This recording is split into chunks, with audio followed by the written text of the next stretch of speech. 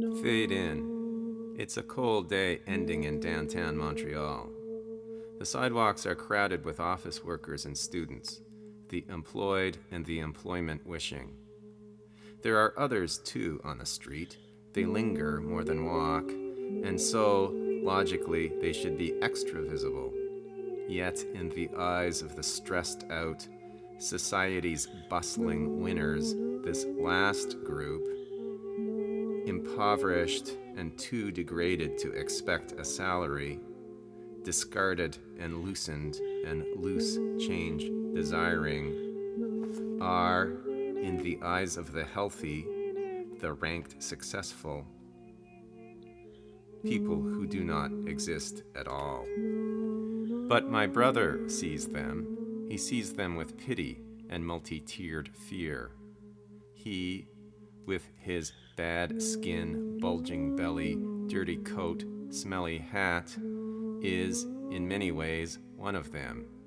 He wants what they're panhandling for.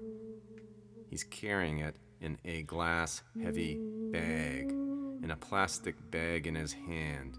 But even though his attention is focused on them, the normal people disgust him. When he sees the homeless people's wrecked faces, francophone pale, Inuit tan, runaway red, his heart goes out to them.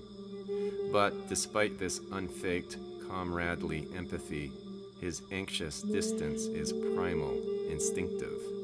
His food supply, correction, liquid bread, shall not be shared, shall not be depleted, and so he carries the weighty plastic bag filled with bang-clinking, full liters of Colt 45 and, for good measure, one bottle of blue, and proceeds down Park Avenue, as determined to ignore the street people as the office types and pain virginal McGillers.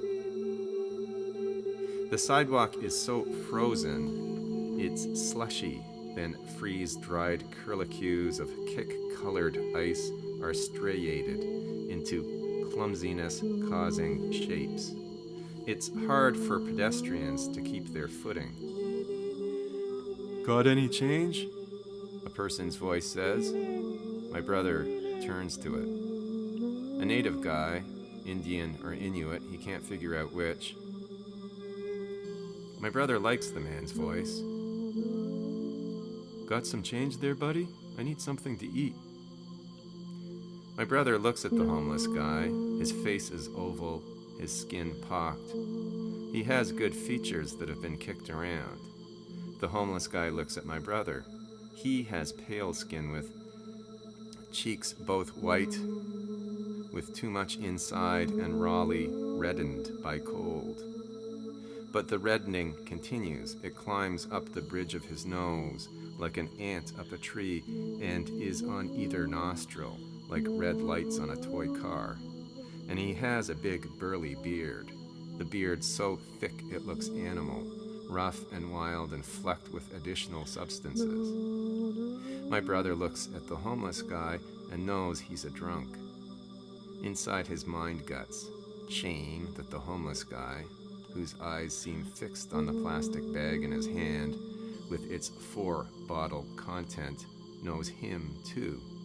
Shame at the certainty the guy sees right through him. This moment of humiliation suddenly bursts, a grenade of embarrassment.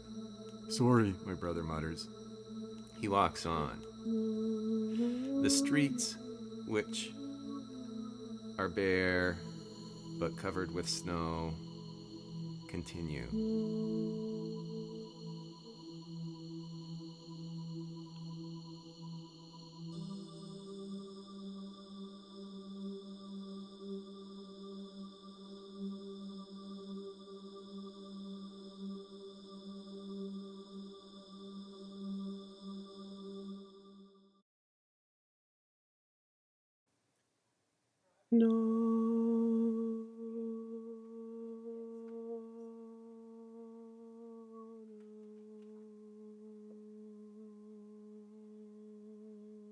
Earth, which has been continuing its spin, has moved Montreal further away from sunlight. And now the cloudy winter sky is at its deepest evening. The temperature drops another degree. The ice on the sidewalk hardens its unevenness. My brother hears a plaintively vulnerable cry, the mewing of animal baby, and spots a little cat. It's a tiny creature, perhaps an adult whose size has been limited by limited food. The cat's face, direct, humorless, ignorant of charm, looks right at my brother, and its mouth opening, teeth looking like model dinosaur fangs. It meows again, meows right into my brother's heart. My brother stoops to pet the dear creature, stoops with his blurry, badly coordinated balance. Clunk, heavy clink. The cat flees, and my brother, straightening, harumphing at this feline snub, doesn't notice his grip has loosened. Crash! The bag of bottles is snatched by the earth's gravity and breaks cleanly and multiply on the hard streets. Fuck! Fuck it! God damn it! God damn it! Fuck! Passers-by glance at my yelling bro and close their nostrils against the broken smell of beer. Fuck! My brother's rage is boundless and useless. Cold, cold, cold. He staggers another block and turns his head to the omniscient sky. It, too, has its way of blinking. Little flecks of snow, tiny with cold tentativeness, are falling from the sky. These little flakes, like spittle, fall on my brother's face, and a memory of childhood fills him with such absoluteness. It's